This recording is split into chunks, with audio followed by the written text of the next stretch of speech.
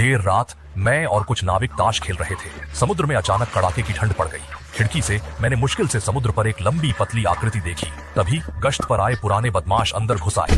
मछली मछली, पानी में कोई है। चेन फिश लियोगे, तुम क्या कह रहे हो? चेन फिश हमारे नाविकों के बीच एक डरावनी कहानी है। यह आमतौर पर बुजुर्गों द्वारा नए लोगों को डराने की चाल होती है। जब मैं पहली बार समुद्र यात्रा पर निकला था, तब भी मेरे साथ के वरिष्ठों ने मुझे डराया था। ओल्ड जो ने सिगार चबाते हुए खुशी से कहा। मैंने कहा, ओल्ड लियो, वह छोटी डिडिंग्स पहली बार समुद्र में नहीं जा रही है। तुम उससे क्या चाहते हो? छोटी डिडिंग्स का मतलब मैं हूँ। यह मेरा चौथा समुद्री मिशन है। जो है ताऊ, मुझे तुमसे बात करने का मन नहीं है। ओल्ड लियो भावुक हो गए। अंकल लियो आमतौर पर शांत होते हैं, शांत स्वभाव के होते हैं और केवल आपातकालीन या भयावह स्थिति में ही उत्तेजित होते हैं और लड़ने के लिए आगे आते हैं। हम सभी को एहसास हुआ कि ओल्ड लियो मजाक नहीं कर रहे थे। ओल्ड जो थोड़ा परेशान हो गए। क्या तुमने उस चीज को देखा? ओल्ड लियो ने तेजी से पानी का एक घूंट पिया, जिससे उनका गुस्सा थोड़ा शांत हुआ। हौज है के साथ लुढ़कते हुए बस दाहिने किनारे की तरफ, चेहरा पानी से बाहर निकला हुआ, मुस्कुराया मेरी ओर। ये चीज सच में मौजूद है। डिंगसान को भी यकीन नहीं हुआ। लाओ, हीरो ने कहा। मजाक क्या? लाओ लियो, तुमने गलत देखा। सब अनिश्चित थे। मैंने कहा, क्यों ना अंकल, किन से पूछें? शायद उन्हें पता हो कि क्या करना है। जब वह सीनियर ब्रदर से मिले। कैप्टन किन हमारे टीम लीडर हैं। वह 30 साल से नाविक रहे हैं। इस समय कैप्टन किन नए सदस्य लिटिल जियांग के साथ स्टीयरिंग गियर पर हैं। शिफ्ट। ठीक है, कैप्टन किन से पूछने चलते हैं। सब सहमत हुए और कैप्टन किन के केबिन की ओर चल दिए। सुरक्षा के लिए जाने से पहले हमने डू जी कियांग को जगाया, जो बहुत गहरी नींद में था। डू जी कियांग को विश्वास नहीं हुआ कि क्या मछली को जाना है तो तुम जाओ, मुझे सोने दो, हम खुद ही कहेंगे। हमने डू जी कियांग को नहीं जगाया और केबिन में आए। हमारी पूरी बात सुनने के बाद कैप्टन किन का चेहरा तुरंत बदल गया। मानव चेहरा मछली देखी। कैप्टन ने पूछा, झूठ कैसा? लाओ, लियो ने कहा। मैंने इतनी बड़ी उम्र में ऐसी डरावनी चीज पहली बार देखी है। कैप्टन ने आंखें पोंछी। लाओ, वह हम पर बिल्कुल विश्वास नहीं करता। कैप्टन किन का चेहरा तुरंत पीला पड़ गया। वह खराब हो गया है, जल्दी से उसे ढूंढो। ये राक्षस अकेले पड़े लोगों को निशाना बनाना पसंद करता है। 20 साल पहले मेरा कबीला इसी तरह एक एक करके मारे गए थे। हमने तुरंत खुशी की खबर दी। कैप्टन किन ने अलमारी से 2 पुरानी पिस्तौलें और लकड़ी के खूंटे निकाले और बूढ़े जो को साथ ले जाने के लिए कहा। मैं और डिंगसान बूढ़े जो को खोजने जाते हैं। ये राक्षस आग से डरता है। तुम लोग लकड़ी के खूंटों में आग लगाओ और उन्हें हाथ में पकड़ो। ये बंदूक भी तुम लोग ले लो। कैप्टन किन ने मुझे एक पिस्तौल दी। छिपने की तैयारी के बाद हम तीनों छात्रावास की ओर चले। कोहरा और घना हो गया और हमारा नजारा बहुत सीमित था। डिंगसान मशाल लेकर आगे था, बूढ़ा जो पीछे टॉर्च लिए था और मैं बंदूक लिए विपरीत दिशा में था। मैं डर को नियंत्रित करने की कोशिश कर रहा था और चारों ओर देख रहा था। छात्रावास पहुंचने पर डिंगसान का चेहरा अकड़ गया। मैंने उसकी तरफ देखा, दरवाजा खुला था। मैंने और बूढ़े जो ने देखा, हमें कुछ गड़बड़ लगी। छात्रावास अंधेरा था, लैंप टूटा था। ओल्ड डू एयर की आंख, जवाब दो। हमारे लिए केवल हवा की आवाज थी। बूढ़े जो ने टॉर्च से आईने पर रोशनी डाली। फर्श पर जहरीले कीचड़ के बड़े बड़े छींटे पड़े थे, जो बिस्तर के किनारे करीने से रखे थे, पर इंसान का कोई निशान नहीं था। अचानक परछाई ने मेरा हाथ पकड़ा। जल्दी देखो, दरवाजे का धातु का ताला। जीभ अजीब तरह से मुड़ी हुई थी, जैसे किसी ने जबरदस्ती मोड़ा हो। यह इंसान नहीं कर सकता। क्या मछली चेहरे वाले आदमी की बात सच थी? सच है। छोटे भाई लाओ, जो ने अचानक धीमी आवाज में मेरा नाम लिया। उसकी आंखों में अजीब चमक थी और उसका शरीर थोड़ा कांप रहा था। जब मैंने उसकी दृष्टि का अनुसरण किया तो मेरी रीढ़ की हड्डी में सिहरन दौड़ गई। एक लंबा 4 अंगों वाला काला साया छत से लटका हुआ था। कमरे में घोर अंधेरा होने के कारण हमने उसे तुरंत नहीं देखा था। वह राक्षस सोया हुआ लग रहा था, बिल्कुल स्थिर। मैंने शांत रहने की पूरी कोशिश की और आंखों से लाओ जो और डिंगसान को धीरे से बाहर निकलने का संकेत दिया। हम धीरे धीरे बाहरी डेक पर पहुंचे। अचानक तेज हवा चली और डिंगसान की मशाल बुझ गई। मेरा दिल एक पल के लिए धड़कना भूल गया। जैसे ही मशाल बुझी, 4 अंगों वाला वह राक्षस अचानक सक्रिय हो गया और तेजी से बाहर निकल आया। डिंगसान डर के मारे स्तब्ध रह गया, लेकिन लाओ जो डिंगसान की तरह घबराया नहीं। उसने तुरंत छात्रावास में विस्फोट कर दिया। गाइस, वीडियो में आगे बढ़ने से पहले प्लीज चैनल को लाइक, सब्सक्राइब और एक प्यारा सा कमेंट जरूर कर देना। आपका एक सपोर्ट हमें मोटिवेट करता है। हम तीनों भागे। बैटन भाग गया। वह आदमी चेहरे वाली मछली पागल होकर खुद को आग के द्वार में फंसा रही थी। धमाके के बाद मैंने अपने पीछे क्षय की आवाज सुनी। वह आ रहा था। मैंने स्वाभाविक रूप से पीछे मुड़कर देखा। वह भयानक दृश्य मैं जीवन भर नहीं भूलूंगा। एक गोल चेहरे वाला, लेकिन शरीर पर घोर की तरह अजीब आवाजें थी। यह 4 अंगों के साथ फैला हुआ था और मछली की तरह हमला कर रहा था।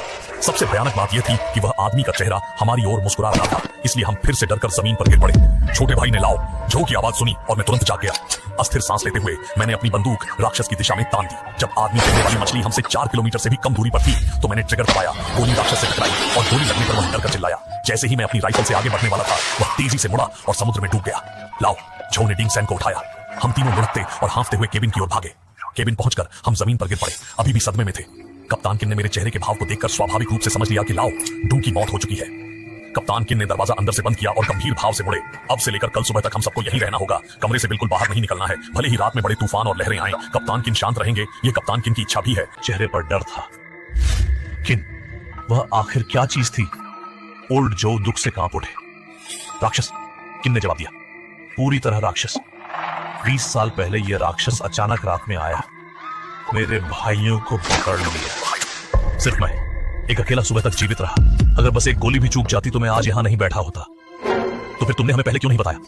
ओल्ड जो ने उत्तेजित होकर कहा। कप्तान किन हल्के से मुस्कुराए और बोले, मैंने बताया था 20 साल पहले जब मैंने मछली के बारे में बताया, सबने मुझे पागल समझा। मुझे पागल खाने में डाल दिया गया। ओल्ड लियू ने किन के कंधे पर थपथपाया। चिंता मत करो ओल्ड किन, किनारे पर पुलिस को बुलाएंगे, ओल्ड डू का बदला लेंगे। ओल्ड लियू से तसल्ली मिली, हम मर्द एक मछली से नहीं लड़ सकते क्या? ओल्ड किन ने गहरी सांस ली। तुम लोग उसकी भयावहता को बिल्कुल नहीं जानते। माहौल गंभीर हो गया। किसी को नींद नहीं थी। मैंने गोली भरी और घबराकर दरवाजे को देखा। न जाने कितना समय बीत गया। मैंने अपनी घड़ी देखी, रात के 2 बज रहे थे। पहुंचने में अभी लगभग 4 घंटे बाकी थे। बस थोड़ा और टिके रहना था, जल्द ही यह बीत जाएगा। तभी जोर जोर से दरवाजे पर दस्तक हुई। मरे हुए डू जीचियांग को छोड़कर बाकी सभी सदस्य केबिन में थे। तो दरवाजा कौन खटखटा रहा है? मैं डरकर दूसरों की ओर देखा। केबिन में सभी के हाथ में हथियार थे। छोटी जियांग डेंगशी का चेहरा पीला पड़ गया था। उसके हाथ में लोहे की छड़ थी। कप्तान किन धीरे से उठा और दरवाजे की ओर बढ़ा। दरवाजे के बाहर 2 सेकंड बाद जानी पहचानी आवाज आई। ये मैं हूँ, डू जीचियांग, ओल्ड डू। क्या वह मरा नहीं? क्या? ओह, ये ओल्ड डू है। ओल्ड जो ने राहत की सांस ली और दरवाजा खोलने गया। नहीं, वह ओल्ड डू नहीं था। चेहरा हमारी आवाज की नकल कर सकता है। किन बिंग ने कहा। ओल्ड जो जम गया। दरवाजे के बाहर ओल्ड डू ने जोर जोर से पीटना शुरू कर दिया। हर बार जोर से आवाज तेज होती गई। दरवाजा खोलो, दरवाजा। मैं डू जीचियांग हूँ। दरवाजे के बाहर जानी पहचानी आवाज सुनकर हमारे दिल कस गए। किन बिंग की निगाहें अभी भी अटल थीं। दरवाजे के बाहर की आवाज से वह बिल्कुल भी विचलित नहीं हुआ। दरवाजा खोलो, मैं उस राक्षस से भागा हूँ, वह मुझे ढूंढ रहा होगा। मुझे बहुत डर लग रहा है। दरवाजे के बाहर की आवाज धीरे धीरे धमकी से विनती में बदल गई। अचानक लाओ जो तेजी से आगे बढ़ा और अपना हाथ बढ़ाया। किन बिंग की आंखें तुरंत मना करने वाली थीं, लेकिन वह तुरंत मना नहीं कर पाया। बाहर पिताजी हैं, क्या करें? भाई को मरने दोगे? लाओ, जो ने पूछा। किन बिंग दृढ़ रहा।